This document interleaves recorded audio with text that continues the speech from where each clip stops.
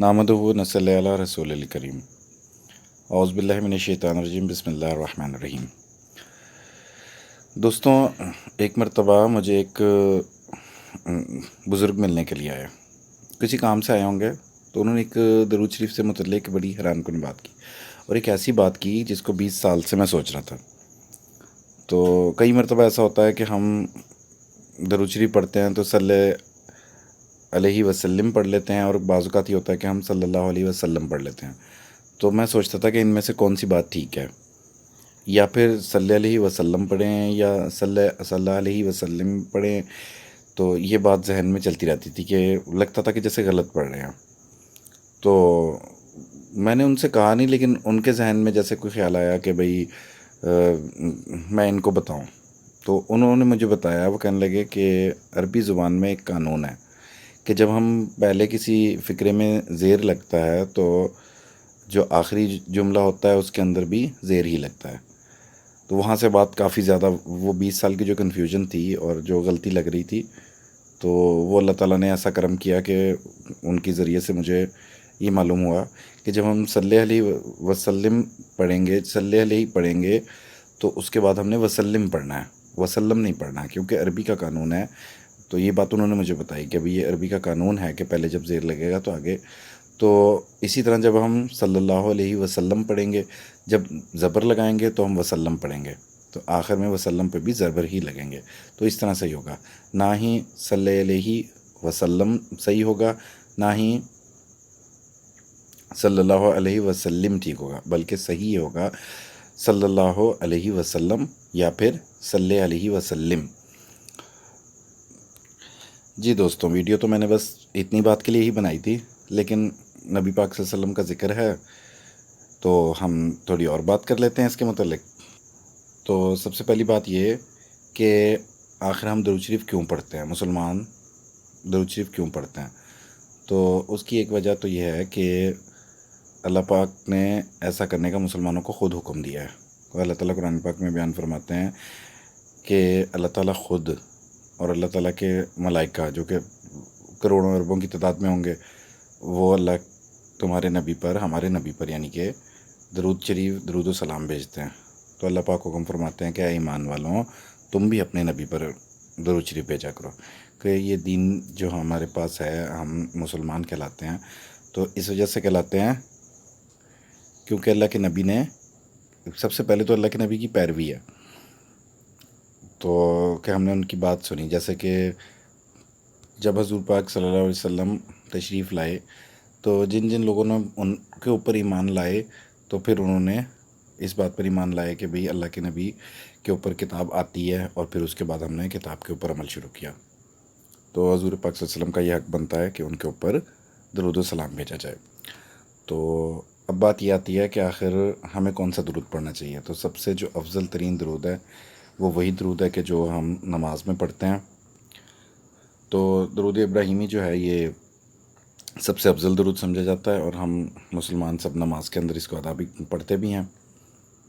تو اس درود میں ہم حضور پاک صلی اللہ علیہ وسلم پر اور ان کی آل پر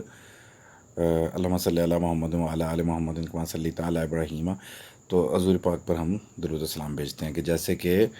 اللہ تعالیٰ نے حضرت ابراہیم علیہ السلام اور ان کی اولاد پر، جیسے کہ جو کہ یہود اور بنی اسرائیل سے آگے ان کی اولاد چلتی ہے اور اس میں انبیاء کرام آتے ہیں، تو وہ ایک کرم تھا کہ اس میں اللہ تعالیٰ نے انبیاء بھیجے۔ اور حضور پاک صلی اللہ علیہ وسلم کا سلسلہ جو ہے حضرت اسماعیل سے آتا ہے، تو پھر حضرت اسماعیل کے بعد حضور پاک صلی اللہ علیہ وسلم آتے ہیں، اور پھر ان کی آل پر، حضور پاک صلی اللہ علیہ وسلم کی آل پر۔ تو یہاں پر ایک بات آتی ہے، اور اسی طرح کہ اللہ مبارک اللہم صلی علی محمد وعلی آل محمد کما صلیت علی ابراہیم وعلی آل ابراہیم انک حمید مجید، اللہم بارک علی محمد وعلی آل محمد کما بارکت علی ابراہیم وعلی آل ابراہیم انک حمید مجید۔ اور اللہ تعالیٰ برکت عطا فرمائے حضور پاک صلی اللہ علیہ وسلم کو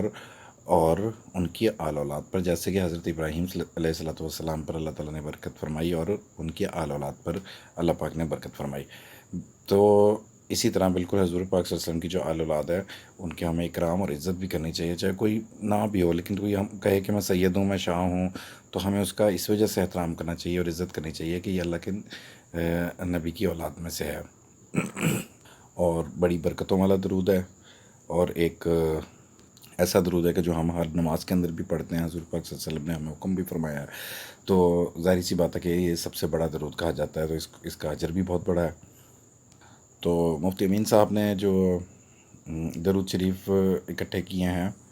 ان میں ایک بڑے درجے کا درود ہے جزا اللہ عنا سیدنا مولانا محمد مہوا اہلہ، اور اسی طرح اللہ رب محمد صلی اللہ علیہ وسلم نان بعد محمد صلی اللہ علیہ وسلم، یہ ایک بڑے درجے کا درود ہے، اور یہ وہ درود ہیں جو عام زیادہ تر پڑھنے والے اور پڑھے جاتے ہیں۔ ایسے ہی شیخ زکریا کاندھلوی نے جو درود شریف کی روایت کی ہے، جو حضور پاک صلی اللہ علیہ وسلم سے روایت ہے، اللہم صلی علی محمد وعلی آل سیدنا مولانا محمد النبی الامی وعلیہ وبارک وسلم تسلیمات، تو یہ مسجدوں میں لکھا ہوا ہوتا ہے، اور ساتھ حدیث پاک لکھی ہوتی ہے کہ جو اس درود کو پڑھے گا عصر کی نماز، جمعہ کی عصر کی نماز کے بعد، تو 80 سال تک کے گناہ جو ہیں اس کے بخشے جائیں گے۔ اسی طرح جو حضرت خسرو پرویز کا درود شریف ہے، مولا صلی وسلم دائما ابدا علی حبیبی کا خیر الخلقی کلہم، تو یہ اس قدر مشہور ہے کہ یہ مساجد میں کئی مساجد میں جمعے کو عصر کی نماز کے بعد باقاعدہ جو درود کی محفلیں ہوتی ہیں، ان میں امام باقاعدہ بلند آواز کے ساتھ اس کو پڑھتے ہیں۔ رمضان میں بہت پڑھا جاتا ہے، فجر کی نماز کے بعد پڑھا جاتا ہے، اور اس طرح کئی امام جو ہیں اپنی دعا کا اختتام بھی اس درود کے ساتھ ہی کرتے ہیں، اس قدر یہ مشہور درود ہے۔ تو یہاں پر ایک بات اور ذہن میں آتی ہے کہ بلکہ ذہن میں نہیں آتی، بلکہ ایک بڑے مفتی صاحب نے، ایک بڑے بزرگ اللہ والے ہیں، ان سے یہ بات سنی ہے کہ وہ بیان فرماتے ہیں کہ جو درود مشہور ہوتے ہیں نا، یہ اللہ تعالیٰ کو اور اللہ کے نبی کو پسند ہوتے ہیں، اسی لیے اللہ تعالیٰ ان درودوں کو مشہور کر دیتے ہیں، اور اکثر لوگ جو ہیں ان درودوں کو پڑھتے رہتے ہیں۔